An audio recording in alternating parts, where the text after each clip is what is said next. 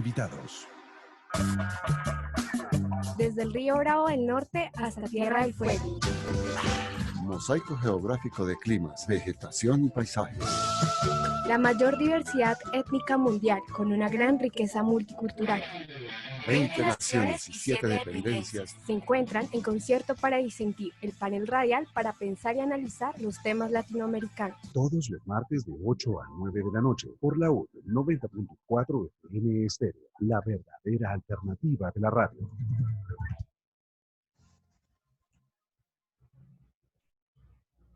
Muy buenas noches. Saludamos desde Bogotá, Distrito Capital, capital de Colombia.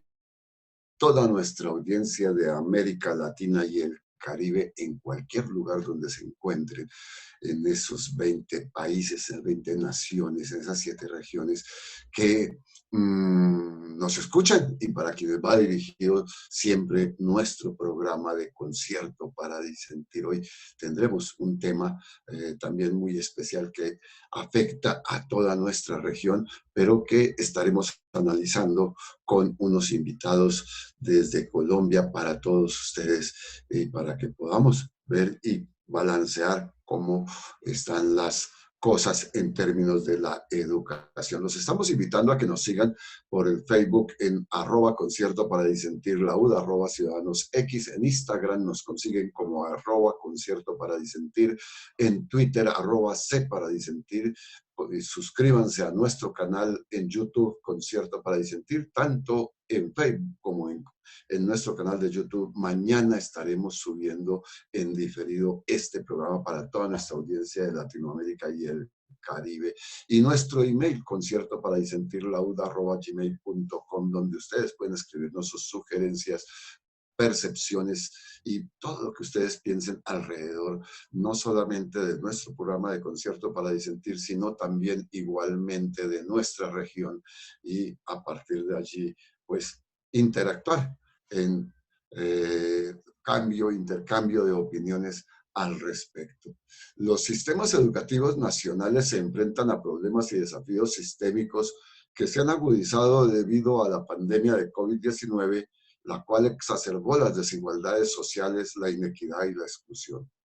En América Latina, la pandemia de coronavirus provocó el cierre temporal de miles de colegios, afectando a 160 millones de estudiantes, según estimaciones de la UNESCO. Saludamos a esta hora, 8:07, a nuestra queridísima compañera Sandra Castro. Muy buenas noches, mi querido Jorge David, y por supuesto a todos nuestros oyentes que todos los martes se acercan a este panel radial y académico.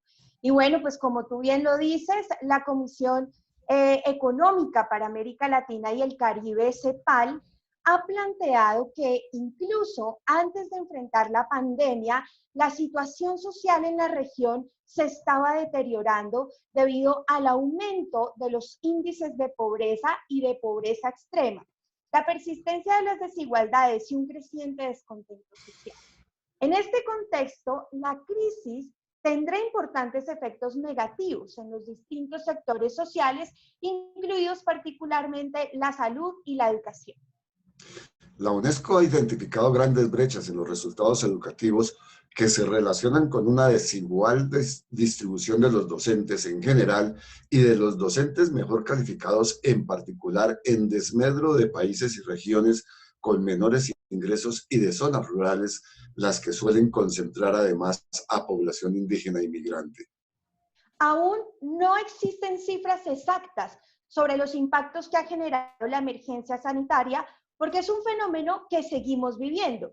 Sin embargo, es cada vez más evidente, por ejemplo, que además de interrumpir las trayectorias educativas, el cierre de las escuelas afecta la alimentación y la nutrición de la población estudiantil, especialmente de los sectores más vulnerables.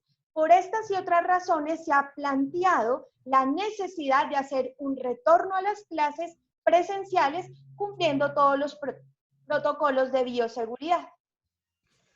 Pues a nivel latinoamericano, en Nicaragua no se suspendieron clases. En Uruguay se inició el retorno a clases en zonas rurales a partir del 22 de abril. y el 29 de junio retornaron el resto de las escuelas. En las islas de San Vicente y las Granadinas se comenzó un retorno parcializado desde el 25 de mayo y en el Ecuador se retornó a clases presenciales a partir del 1 de junio.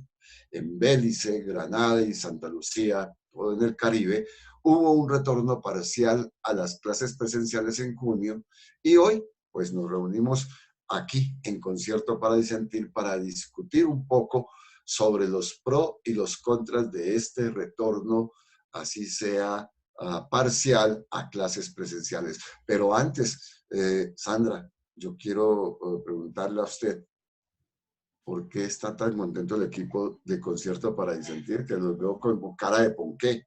Bueno, Jorge David, estamos muy contentos porque recibimos esta noche una noticia muy importante. Nos presentamos hace unas semanas a Ciforet, que es un evento que congrega a las principales universidades de Colombia, y justamente el tema es este que estamos viendo hoy en Concierto para Disentir, cómo nosotros hacemos diferentes modos y otras didácticas de la pedagogía para llegar a las casas, y sobre todo nos hemos pensado en lo rural. Concierto para Disentir es un programa de radio que se propone con los mejores académicos de Colombia, pero también de América Latina, y hemos sido reconocidos en este momento como uno de los programas de radio más escuchados en la radio universitaria de Colombia. Y obviamente desde Ciforet nos han permitido presentar nuestra ponencia con todas las felicitaciones que esto tiene, porque aquí detrás de estas cámaras pues hay un equipo de trabajo grandísimo que se la juega todos los martes para que en Latinoamérica y en Colombia lleguen estos temas de Concierto para Disentir. Y fíjense que ha sido el modelo de una clase espejo y de una clase que se ha replicado para América Latina utilizando la radio. Entonces eso hoy nos tiene felices, Jorge David. Bueno, pues felicitaciones a nuestro semillero de investigación, a usted, que es la que dirige ese semillero, mi querida Sandra, y por supuesto, ahí estaremos en el Ciforet 2020. Y nuestros invitados, hoy nos acompaña Óscar Giovanni Gómez Talero, egresado de nuestra Universidad Distrital Francisco José de Caldas, docente, exconcejal del municipio de Cibaté, expresidente del consejo del municipio, y también ha sido docente de la Corporación Universitaria Minuto de Dios Uniminuto, y actualmente pues es un académico interesado en el panorama de la educación y políticas públicas. Mi querido Óscar Giovanni, bienvenido de nuevo a su casa. Muchas gracias por haber aceptado nuestra invitación a Concierto para Disentir. Muchísimas gracias a ustedes, José David, Sandra, a los compañeros de Laude Estéreo, a nuestro otro panelista que no tenía el placer de conocerlo. Muchísimas gracias, y obviamente a todos los oyentes de Colombia y Latinoamérica en este importantísimo espacio.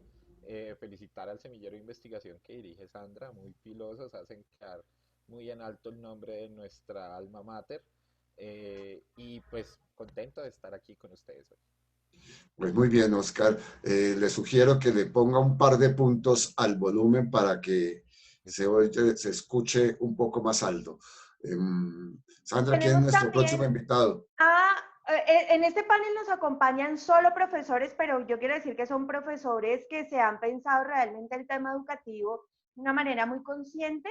Saludamos también a Jorge Luis Rodríguez Laguna, quien es licenciado en Filología e Idiomas de la Universidad Nacional de Colombia, especialista en planeación educativa de la Universidad Javeriana, magíster en investigación en educación por la Universidad de La Sabana, y ha sido autor del título Arte Público y Pedagogía de Textos y otros textos para la enseñanza del español en educación básica. En este momento es director de la revista Perspectivas en Educación y también es conferencista, docente y director del Departamento de Lenguaje y Literatura de una institución privada. Muy buenas noches, Jorge Luis, y gracias por aceptar nuestra invitación. Jorge Luis, enciende tu micrófono. Muchísimas gracias por la invitación y emocionado de estar a esta hora pensando, dialogando sobre la educación, sobre la pedagogía. No importa si está lloviendo aquí afuera, entonces cuando la pasión y la preocupación por los estudiantes, por los niños y por los alumnos de nuestras escuelas y colegios está todavía presente y vigente a estas horas del día, me alegra muchísimo. Y entonces encantado de compartir con ustedes este espacio. Gracias por la invitación. Gracias a usted, Jorge Luis, por haber aceptado nuestra invitación. Mi maestro Bernardo Correa en la Universidad Nacional de Filosofía nos decía, cuando llueve es el propicio momento para reflexionar. También nos acompaña Natalia Sánchez Suárez, licenciada en Humanidades y Lengua Castellana por la Universidad Distrital Francisco José de Caldas, especialista en primera infancia con experiencia en procesos de aprendizaje del inglés en inmersión al medio. Dado su amor por la primera infancia y convencida de la adquisición del inglés como segunda lengua desde edades tempranas, fundó Thumbs Up Kindergarten en 2015 y actualmente dirige el proceso pedagógico de su jardín y orienta jardines y colegios en procesos de adaptación de currículos al bilingüismo. Natalia, también bienvenida de nuevo a casa. Muchas gracias por aceptar nuestra invitación.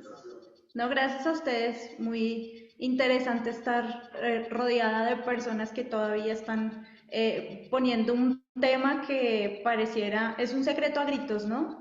La crisis de la educación, como que pareciera que todo va viento en popa, pero pues hay muchas cosas que todavía tenemos que replantear. Entonces, muy bonito este escenario, me parece muy chévere poder compartir con personas tan maravillosas y gracias por la invitación.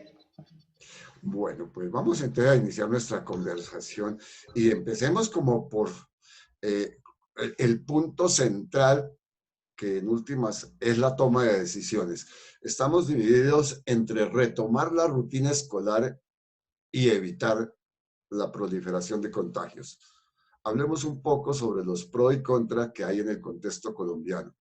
¿Realmente ustedes, los profesores, sienten que estamos preparados para el retorno a la presencialidad? ¿Estamos preparados educativamente, infraestructuralmente y con los procesos y protocolos de bioseguridad que nos permitan que más o menos nos sintamos seguros todos, padres de familia, profesores y estudiantes?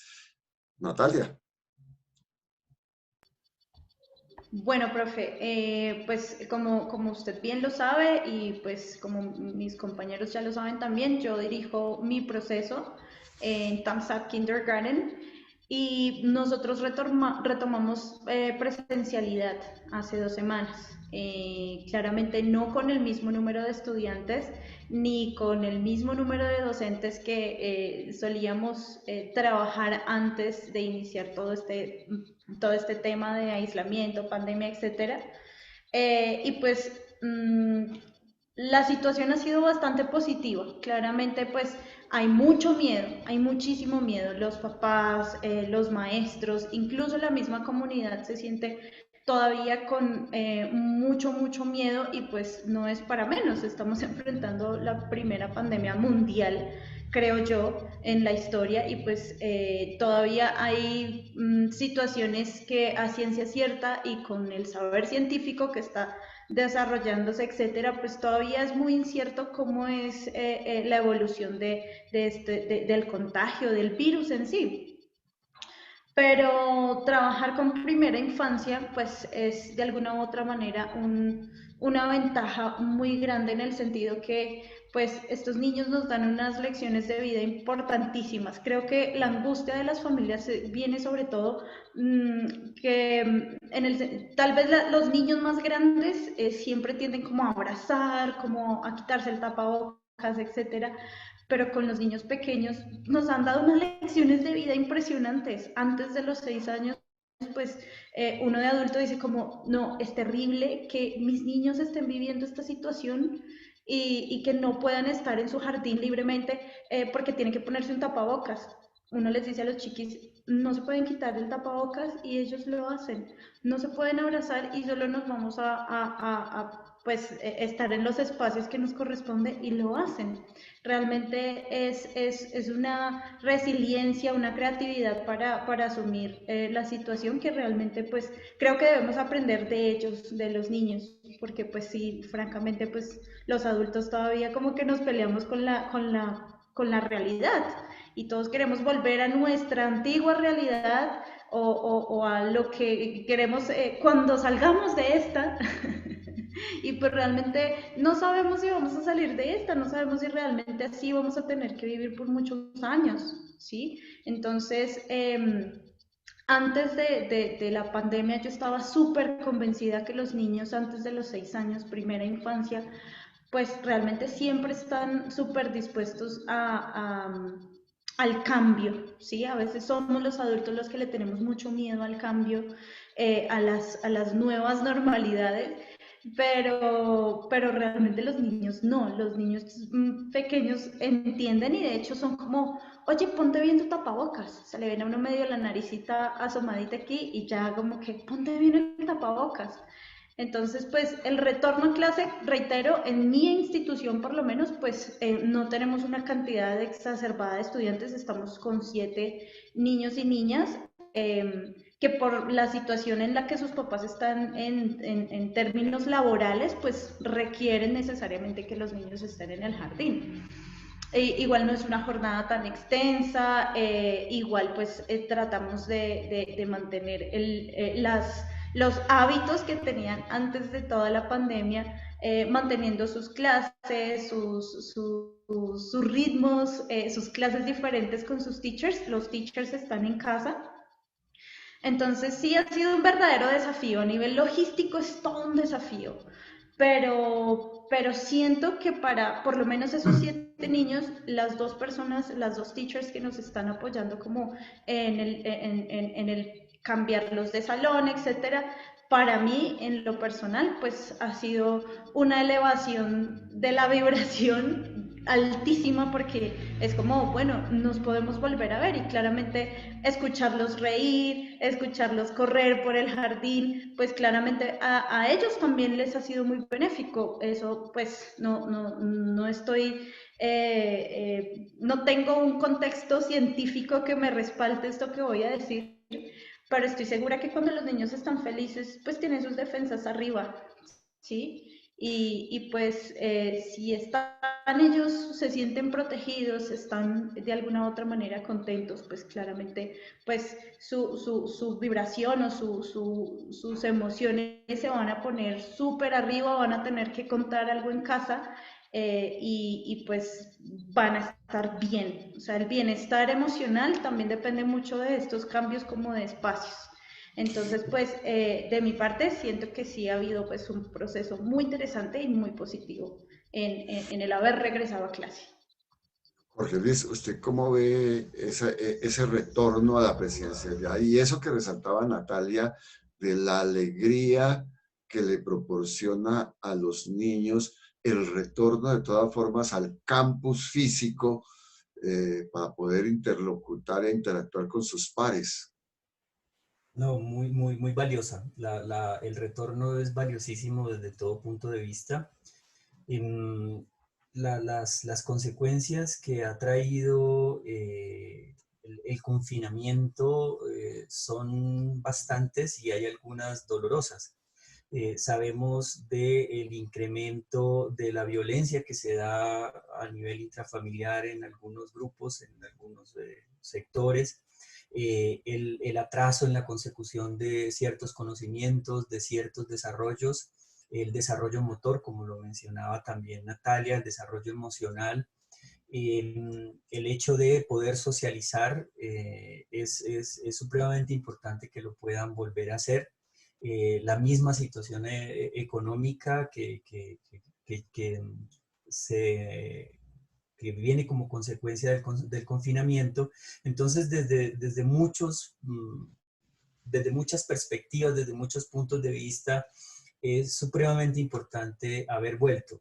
Que estemos todos en condiciones de volver es otra discusión y es otro punto. Sabemos que Una cosa es que vuelvan los muchachos que están en provincia, que están en los pueblos. Otra cosa es que estemos preparados algunos en algunos barrios de la ciudad, en algunos sectores de la ciudad, la educación pública, la educación privada. Algunos obviamente tienen muchos más recursos para poder hacerlo, están mejor preparados, pero en términos generales el volver otra vez al colegio es supremamente importante. Es supremamente importante, es valiosa no solo por lo que mencionaba Natalia, sino que también se recuperan los desarrollos, los aprendizajes, los procesos de socialización, se recupera la economía también, se recupera la vida en la ciudad. Obviamente hay riesgos, pero si asumimos de manera muy disciplinada los protocolos de bioseguridad y obviamente vuelve y entran asuntos presupuestales allí. Por eso también en la educación pública no hemos retornado todavía, pero si se están dadas esas condiciones, bienvenido el retorno y bienvenida otra vez la presencialidad. Oscar, doy por sentado que usted todavía vive en Cibaté y que conoce muy bien su municipio por lo que usted ha hecho allá. ¿Qué tan preparado está su municipio para garantizar ese retorno a la presencialidad en los colegios y sobre todo en los colegios, pues, lo que llamamos oficiales, en los colegios municipales, departamentales, nacionales? Sí, pues como le decía en su generosa presentación, profe, tuve la oportunidad de trabajar en lo público y, y claro, conocemos las realidades de todo el territorio.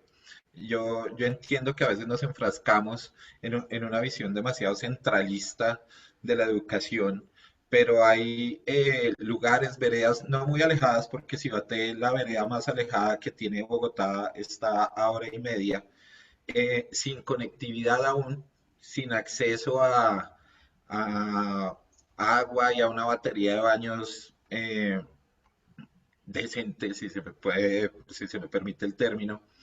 Y eso preocupa mucho.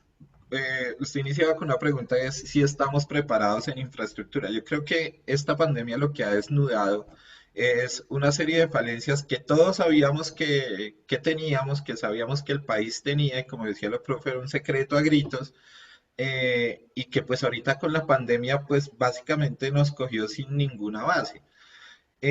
Yo pasando por encima de las consideraciones que están haciendo mis compañeros, que son absolutamente válidas frente al volver a clases, yo veo complicado en lugares, por ejemplo, más que Cibaté, porque Cibaté pues, es un municipio pequeño y como que optimiza los recursos en Soacha. Los colegios públicos de Soacha tienen bastantes problemas de infraestructura, bastantes problemas de recursos. Eh, Esta transición, esta educación mixta va a ser muy complicada si en los salones de clase no hay ni siquiera un televisor.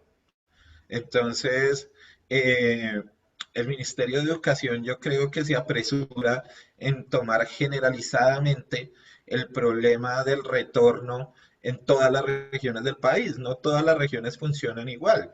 Entiendo, por ejemplo, que los colegios distritales, tuve la oportunidad también de trabajar con el distrito, le llevan años en infraestructura a los colegios, por ejemplo, de Soacha, que son un municipio conurbado.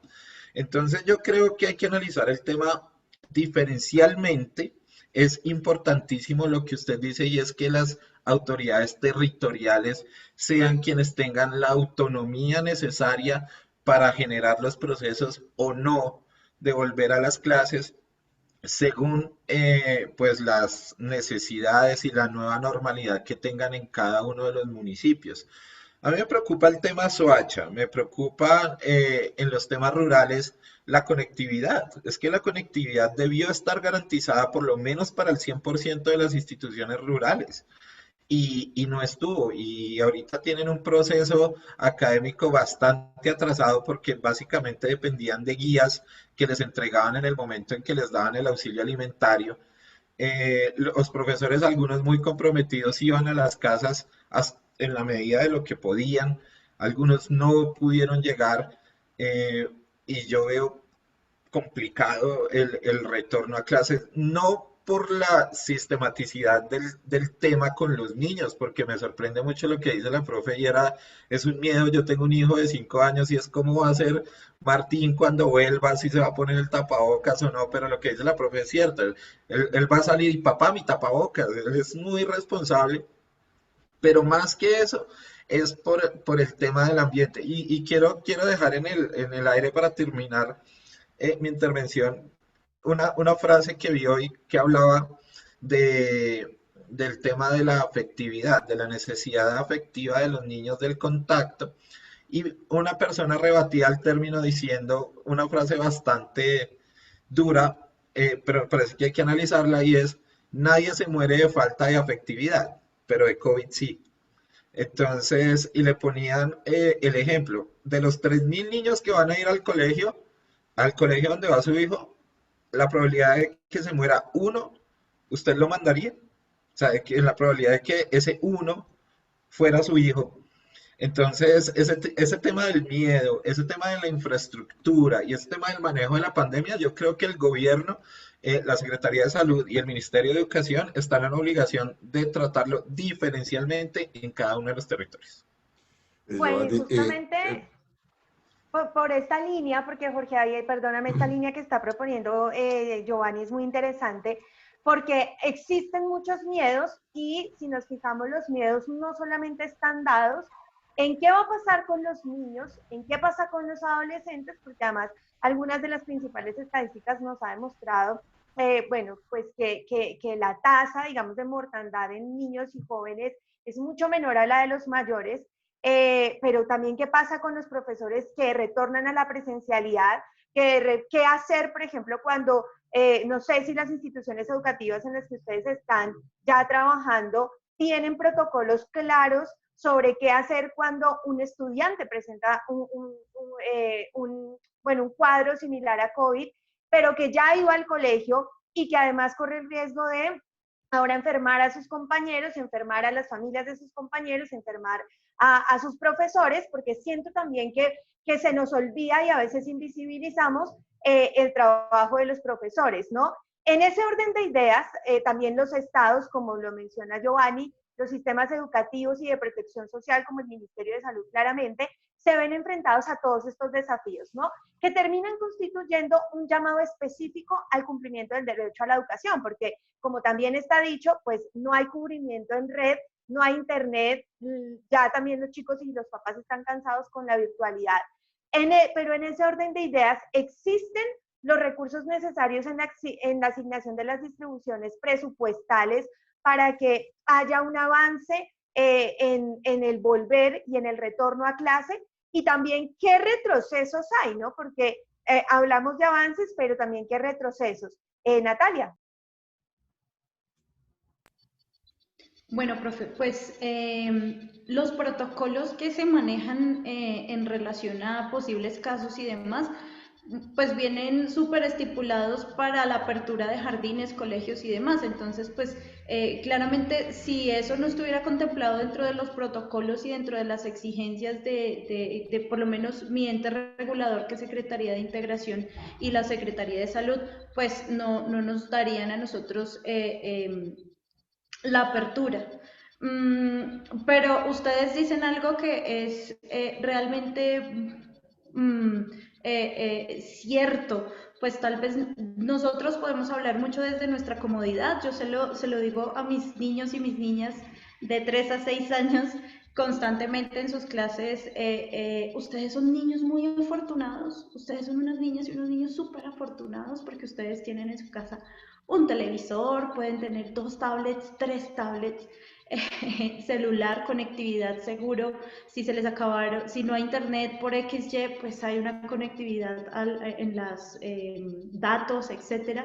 Pero claro, nosotros podemos hablar desde esa comodidad y decir como, bueno, listo, estamos haciendo el trabajo perfecto. Ahora, los niños están cansados de la virtualidad. Yo creo que a partir de los 8 años, los niños sí están cansados de la virtualidad. 8, 9, 10 hasta universidad, claro, todo el mundo está agotado de la virtualidad, porque pues francamente pues son unos desafíos diferentes, ¿sí? Entonces, siento que el proceso que nosotros hemos llevado en relación a la virtualidad ha sido muy exitoso y pues el volver a la presencialidad realmente es más como un apoyo como les decía inicialmente, un apoyo que se le da a las familias que realmente por temas de trabajo necesitan sí o sí donde dejar a sus chiquis. No como guardería, sino como el espacio en el que se le sigue dando como su orientación en relación a su proceso de educación. Ahora, su merced dice como, pues que hay un déficit presupuestal bravísimo en relación a, bueno, cómo vamos a sostener como todo un sistema educativo o lo que decía Oscar. Antes de tomar decisiones en relación a volver o no volver, pues, ¿por qué no medimos la efectividad de la virtualidad garantizando que las niñas y los niños que no tienen conectividad en su casa, etcétera, pues la puedan tener? Podamos todos tener un acceso a una tablet, a un televisor, a lo que sea. Entonces, pues creo que apremia el volver a la escuela. Realmente nosotros estamos súper cómodos dentro de la virtualidad, pues porque realmente es mucho más, son otros desafíos, no es más fácil, simplemente es otro desafío.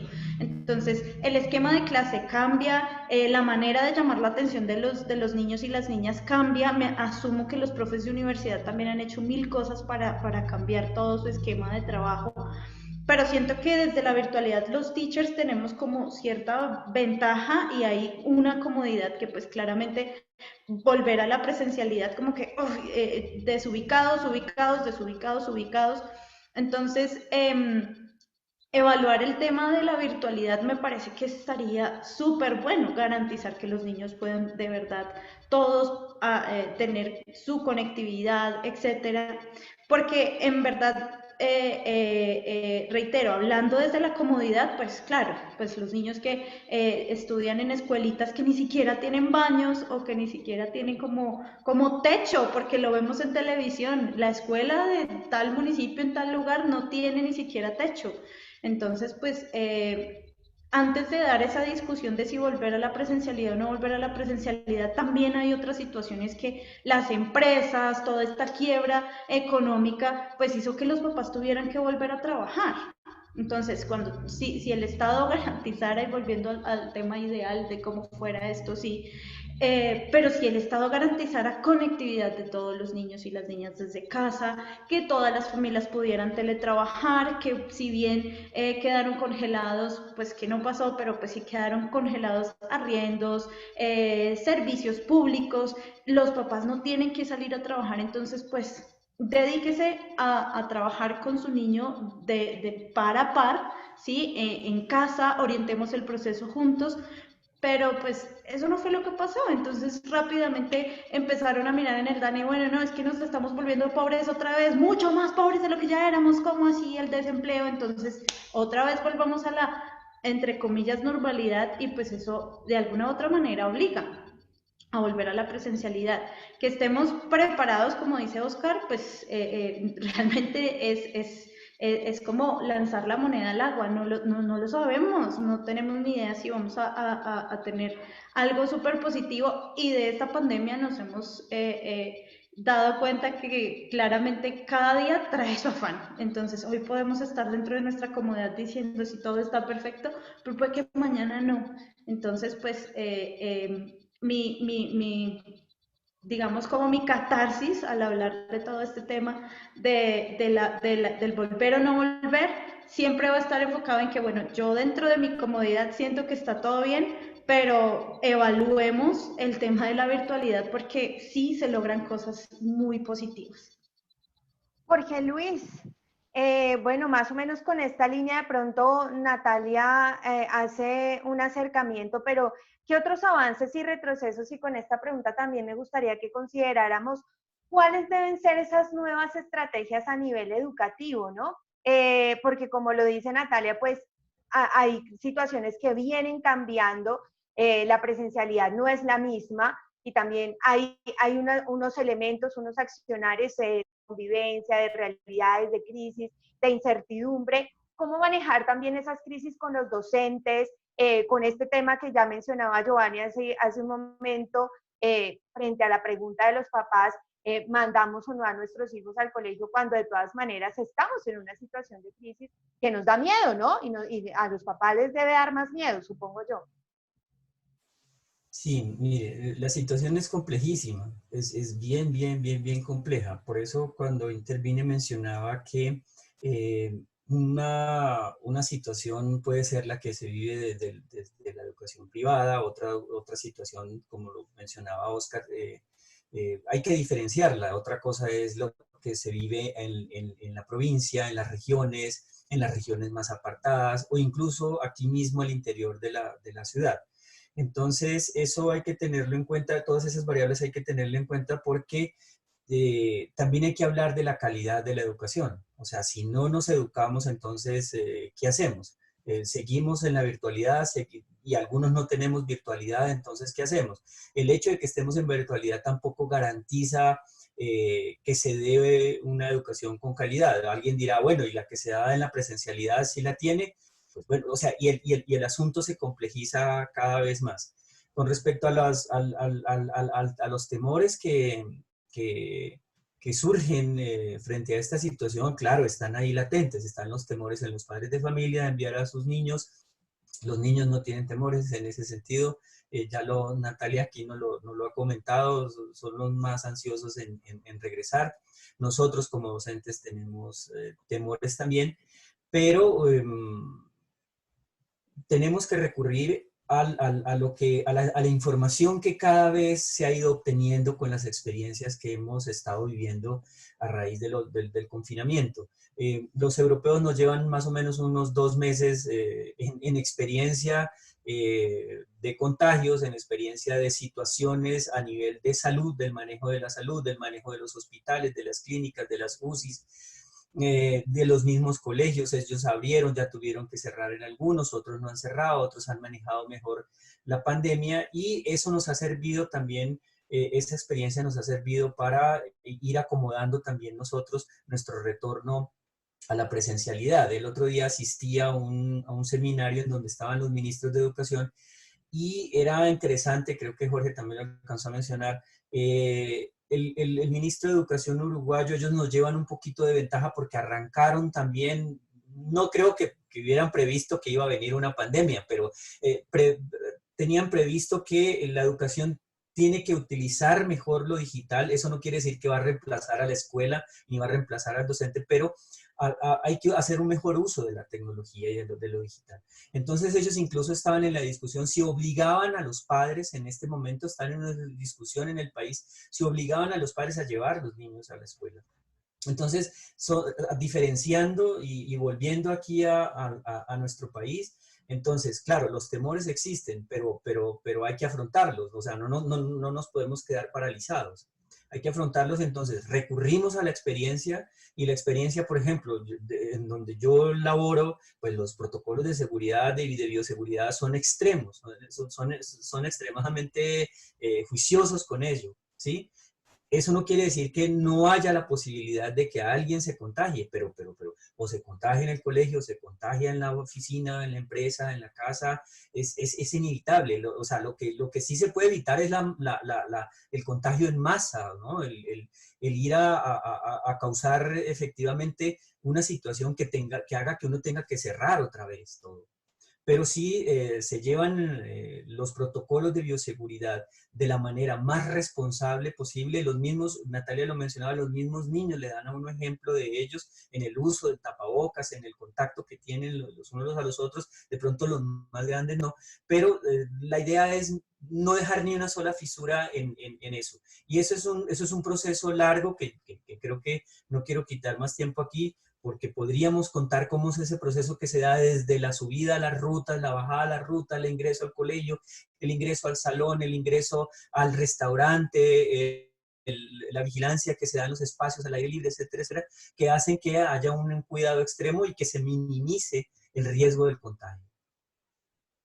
Bueno, Giovanni, para cerrar esta tanda de preguntas, como diríamos, ¿qué avances, qué retrocesos ve usted, pero también frente a esas soluciones colectivas, a esos desafíos urgentes que contribuyen a la transformación estructural del mundo y sobre todo pensar en la educación? ¿cuáles deben ser esas nuevas estrategias a nivel educativo? Oscar, prende Ya. el micrófono. Mira, yo todavía no puedo con la nueva normalidad. Eh, bueno, yo creo que, y quiero tomar de ejemplo el tema del semillero del que hablaba Sandra, y es llegar a través de radio a las escuelas rurales. Lo que hace es que desnuda la incapacidad del Estado por brindar las herramientas tecnológicas necesarias actuales para llegar a cada uno de los lugares del país. O sea, dicen que, y lo son, los héroes de la pandemia son todo el personal de salud.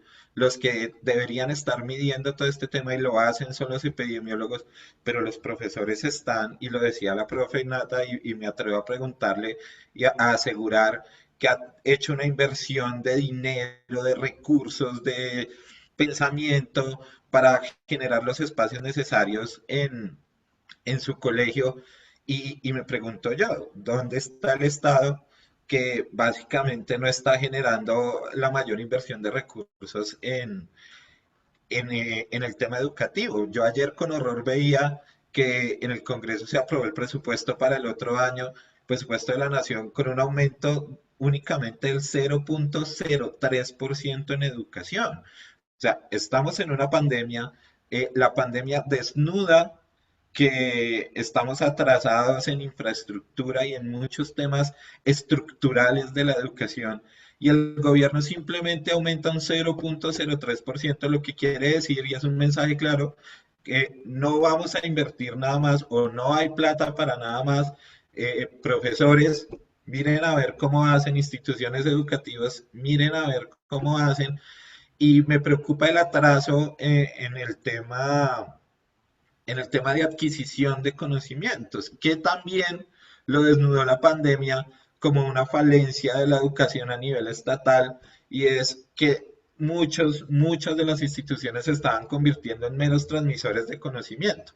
Si bien ahorita ningún niño va a perder el año, todos van a ser promovidos, los conocimientos necesarios de ese año lectivo que estaban cursando en 2020 se perdieron.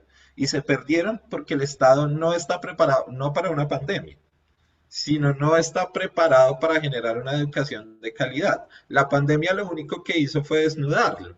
Ya en 8 meses de pandemia, el primer mes, decíamos, nadie está preparado.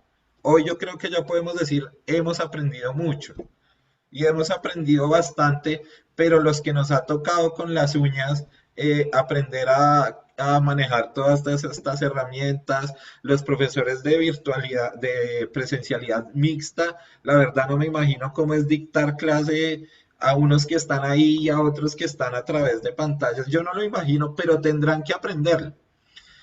Pero yo la verdad no veo la inversión del Estado, no veo la voluntad del Estado en realmente copar esos espacios que ya la pandemia lo desnudó, pero que a la luz de los presupuestos que se aprueban para el otro año, pues básicamente Colombia y el Estado colombiano va a seguir desprotegido a merced de qué hace la rectora del colegio privado, qué hacen los profesores de los colegios públicos, qué hacen los territorios, porque aquí terminan siendo también víctimas los territorios, víctimas los gobernantes de los territorios, que pues tampoco les llegan muchos recursos para moverse. Y les cuento, por ejemplo, en Cundinamarca se iba a invertir recursos para conectividad en 480 escuelas rurales, y resulta que al mirar cuando se iba a hacer la inversión, estas escuelas rurales ni siquiera tenían escritura, todavía eran previos privados de alguien.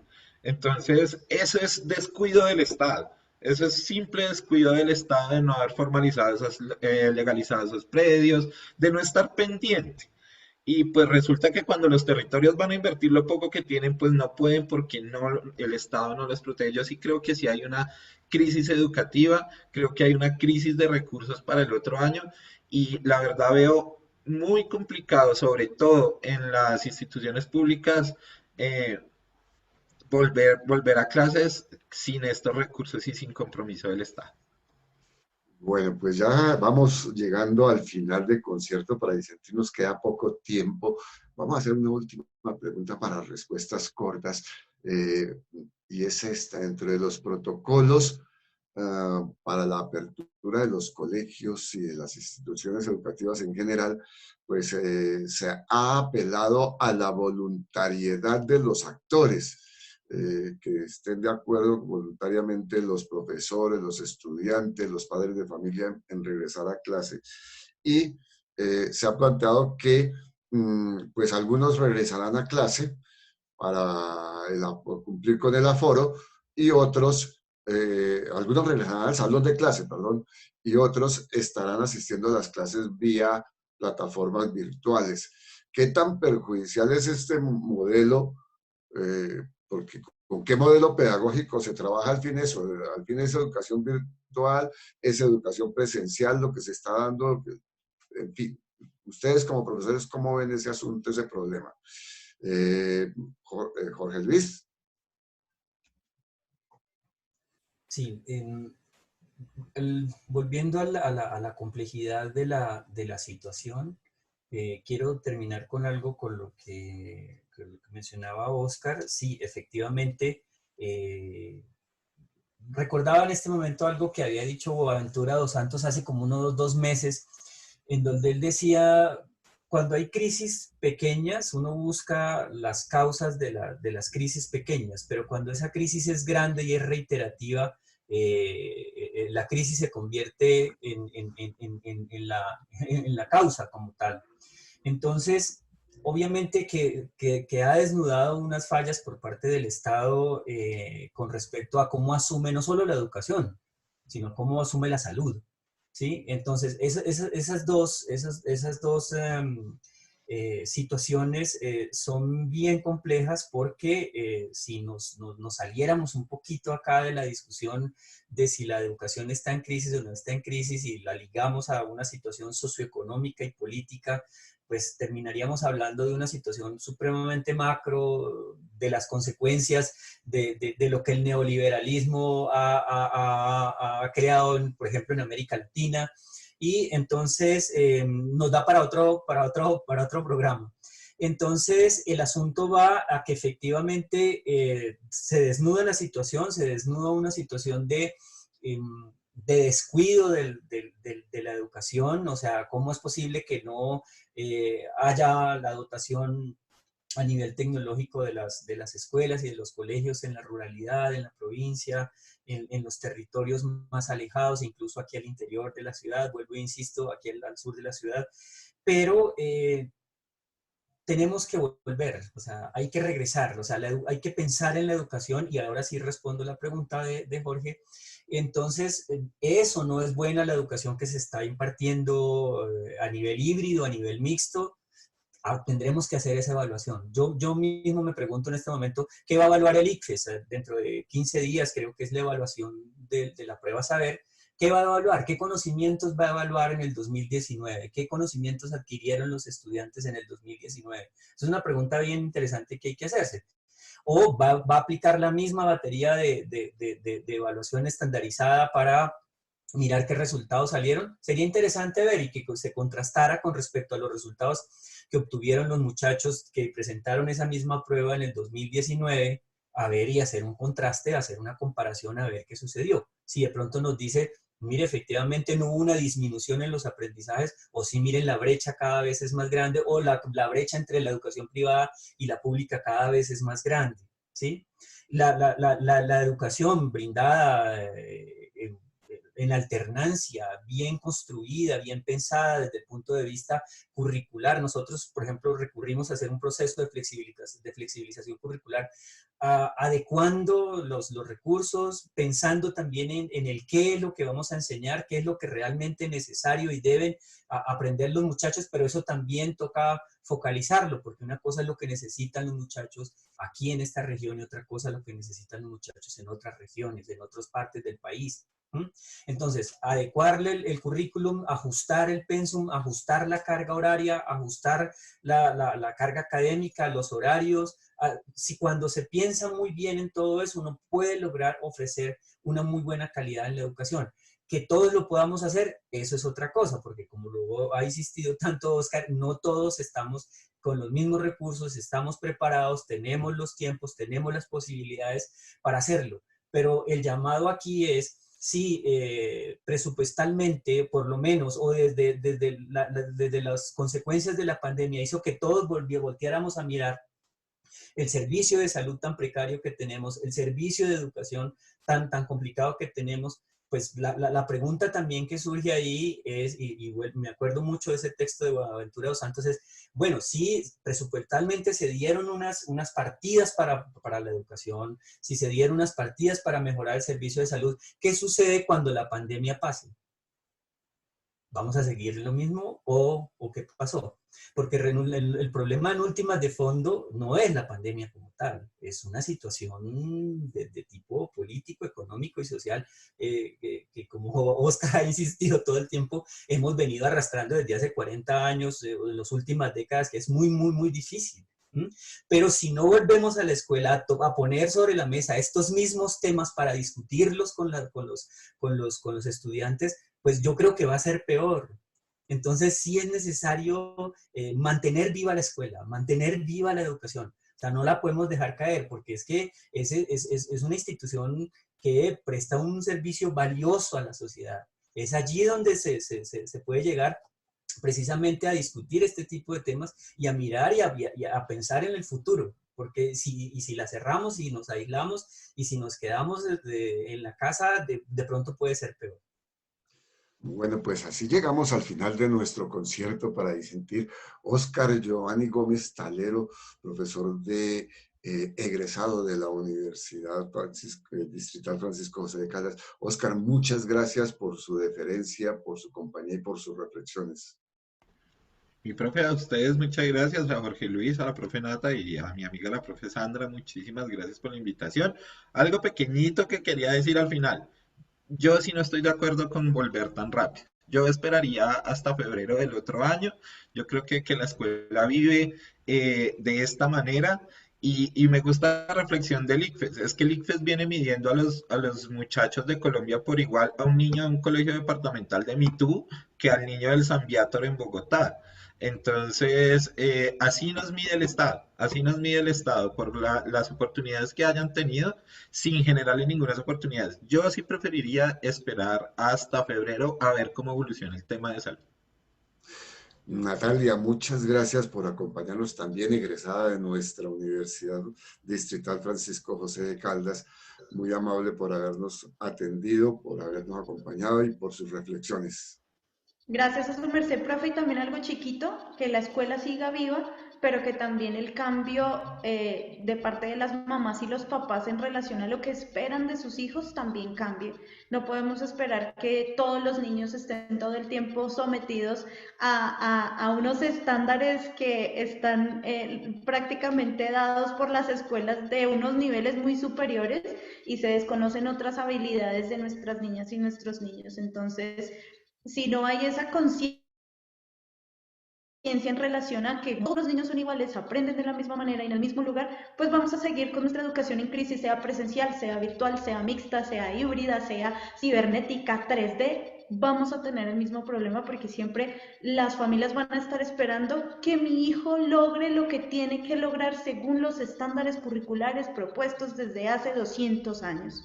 Entonces, si esta pandemia a nosotros no nos genera un cambio de conciencia y yo veo que mi hijo tiene otras habilidades que le puedo desarrollar sin necesidad de ponerle tanto número al asunto, pues realmente esta pandemia no nos sirvió para nada. Gracias, profe. Gracias, Sandrita. Gracias a ti, Natalia, y por supuesto a nuestro queridísimo Jorge Luis Rodríguez de nuestra amada alma mater de la Universidad Nacional.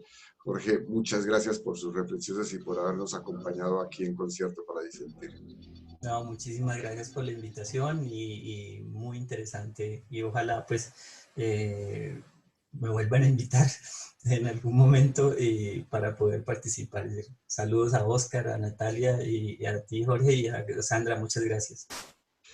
Y también agradecemos a los estudiantes del Semillero de Investigación Ciudadanos X de la Corporación Universitaria Minuto de Dios. En la investigación, Paola García y Catalina Boza. En el manejo de nuestra base de datos, Tatiana Igarrero. En el diseño de imagen, publicidad y redes sociales, Gabriel Alvarado, Gilmer León y John Briceño. En el sonido y coordinación de la plataforma Zoom, Mauricio Peñalosa.